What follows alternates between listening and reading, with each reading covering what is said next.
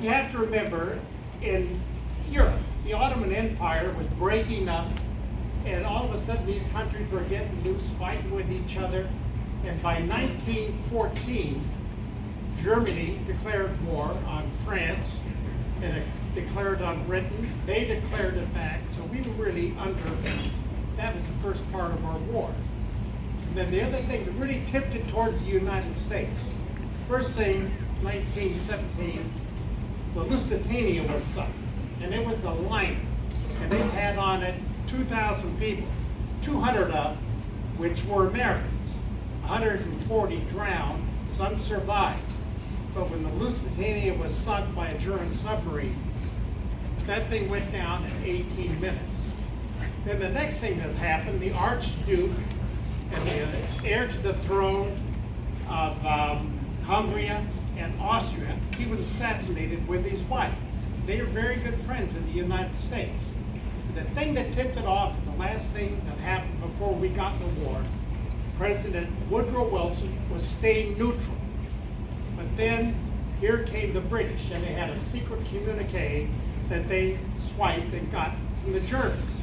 And in that communique, they encouraged Mexico to attack the United States of America. And if they did that, they promised them that they could have the land back from Texas and a couple other southern states. So President Wilson right away they were persona non grata. He kicked them all out of the United States. And 2 months later, Americans declared war, Congress declared war on Germany. And that's how we came about. But I want to go back a little bit. At the end of that war, we did not have a surrender. They had to get people together, the nations, and they said, we will do an armistice, not a surrender. And so they had signed on the 11th day of the 11th month at 11 o'clock in the morning.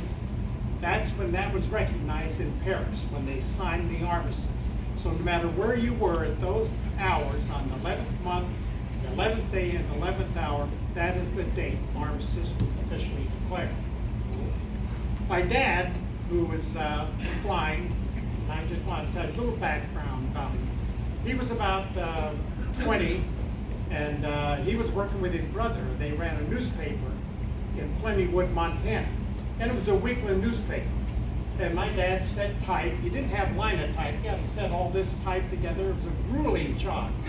But he and his brother did that, and his brother said, Ben, why don't you run for county clerk and recorder?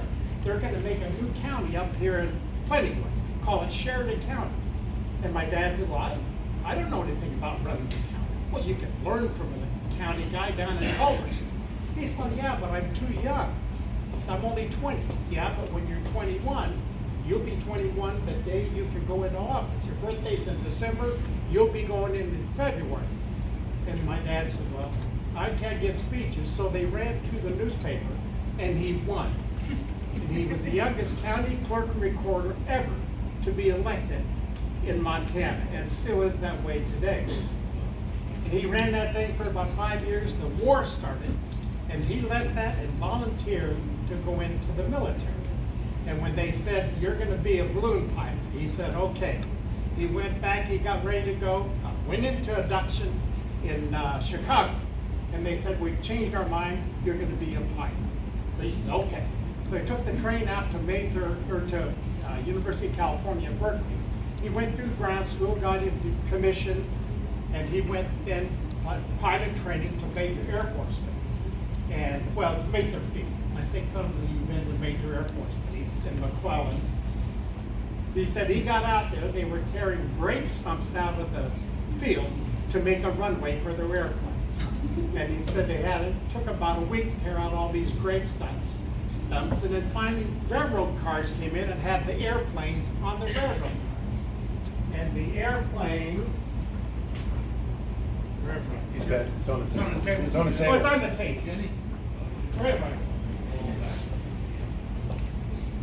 You can imagine unloading these things. And he said, after they got them put together, and the mechanics made sure of that, every guy had a tool kit. And the mechanics took them around and said, this line here is liable to leak. and this line. And so they had a little toolkit.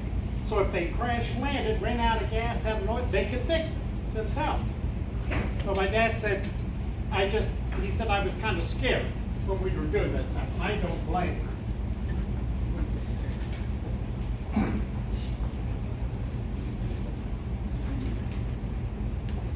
These are actual files out of my dad's folder. And the first one is his solo. And he had to do a solo at Mather Field. And he had to draw out the buildings. He had to draw the creek, everything, number the buildings, and then told him he had to fly from here to here to here to here, and that was his solo. And if you'd like to know where he was, this is funny, I love this. On September 26, 1918, he took off from Mather at 2:13. He flew to Lodi. He got there at 2:49. That was 30 miles. And then he went back. He went at 2:13. He went to Lodi. And then he went down to Walnut Grove. And then he went back. All this, he went 70 miles in 97 minutes. I'm not going to think stuff that guy did. He said he went one time when they let him go out by himself. He went up in the clouds. He said, I was flying for 40 minutes, 45 minutes, and it was real cloudy. I brought down below the clouds, and I looked around, and all I saw was water. I said, what'd you do? He said, I went right back up and followed the clouds back.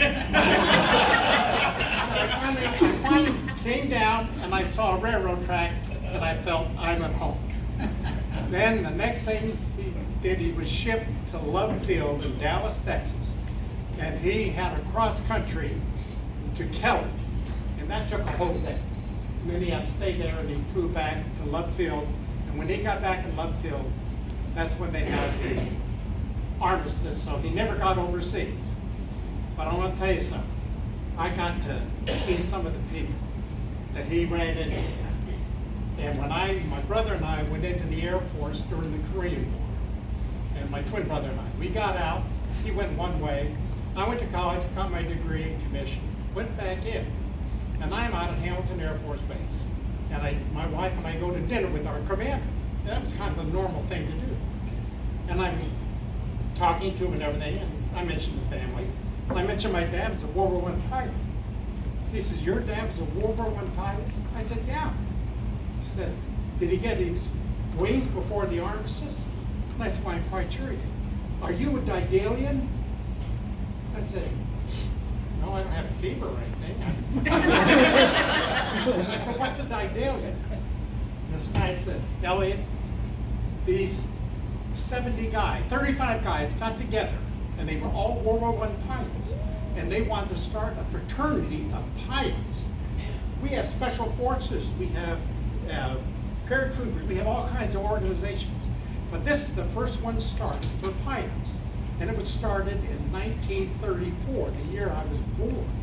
Wow. And so he said they picked Daedalus because in Greek mythology, the first person to fly was Daedalus. He and his dad Icarus were in prison. The only way to get out was fabricate some wings with feathers and wax. And Icarus said to Daedalus, don't fly too close to the sun or the wax will melt. But he did, and he flew into the Aegean Sea. That's the last we heard of him. But that was the first man to ever fly in Greek mythology. And with us tonight, we have some Daedalus right over in this corner.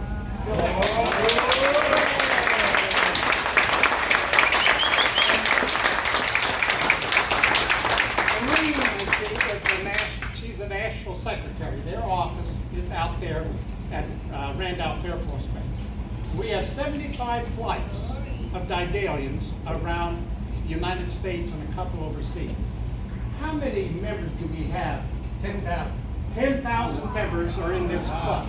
They're Army, Navy, Marines, Air Force, anybody who was a pilot. They could be a member. All I have to do is apply. Now there were founder members, and then there's hereditary members, of which I am, and then there are named members. And so these pilots, they can name anybody if they are a pilot. to be a member. And they also have some honorary members that they do. So it's a great organization. And my first experience, I took my dad to a convention. And my mom died second year of college. So he developed a limp and he's living alone. And after I heard about that, I said, Dad, are you a Daedalian? He'd never heard of it. So I said, we both became members there, I think 1963. And I said, there's a national convention. There's an airplane coming from Hamilton, and we're going to stop in Norton, C-54, and we'll pick up, we'll all go to the national convention. So we went in there, registered at the Kelly Officers Club, and we were getting our room, and my dad, after he put his name tag on, he was looking at other name tags. He ran into guys he hadn't seen in 30 years, 35 years. And he said, Elliot, this is your godfather. Your mother had you and your twin brother, we were playing bridge, and they went to the hospital with him. I'm meeting all these people, and these World War I guys you wanted to listen to. They had stories that were just unbelievable. Sat with this guy, and he was a pilot for Admiral Byrd at the South Pole. And he wrote this book called By the Seat of My Pants. And Ernie was quite a guy, and he said, there are a lot of things not in print. And I said, well, tell us one of them.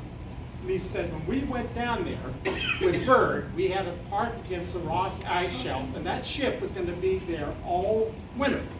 And the reason we had that, we had to have some place to stay. But then, the only thing that they had to do different is they had to dig an outhouse. And they came and asked everybody how much they ate. They figured out how much he was going to defecate every day. And they went out there and dug those two outhouses. Well, one outhouse, two holes.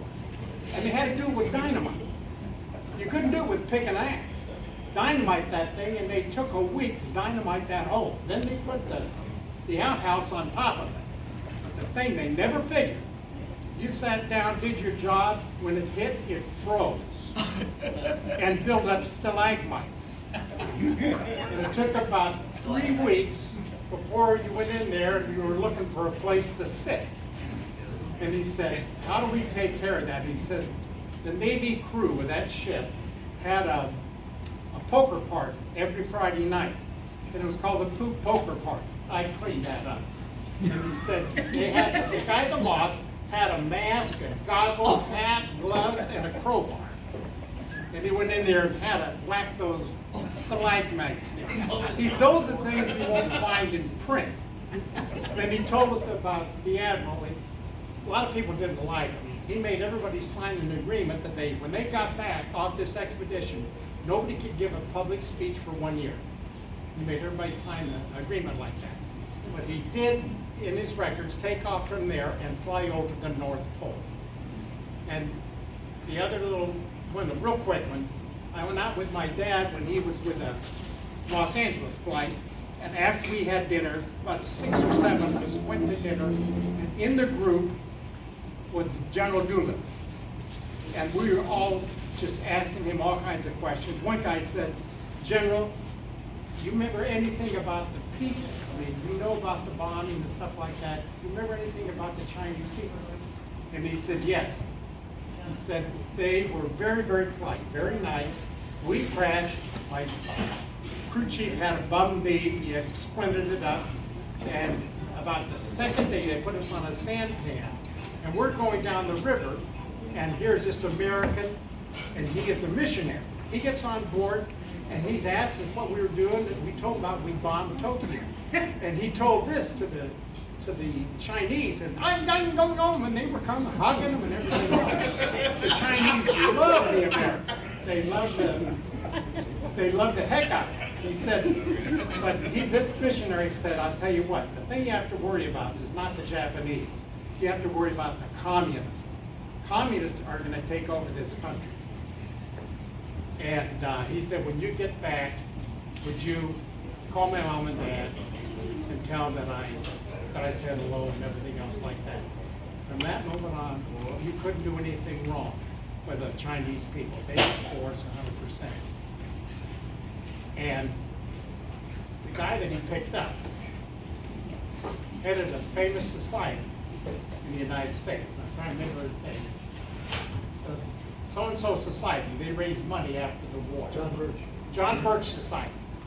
And John Birch was the first American killed by the communists in China. And they raised money under his name, and we put that money in to where we came and freed the country. That's where the money went, to build a democracy. That is kind of the background, but now what I want to do is ask my daughter to come up.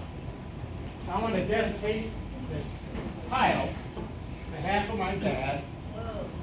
My other daughter is not here. And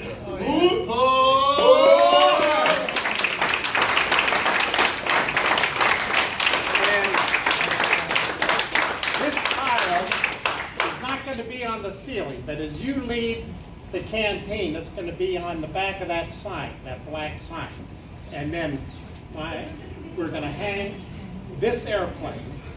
Well, I'm not going to hang it. You're going to. You're supposed to stay off ladders. You're going to watch.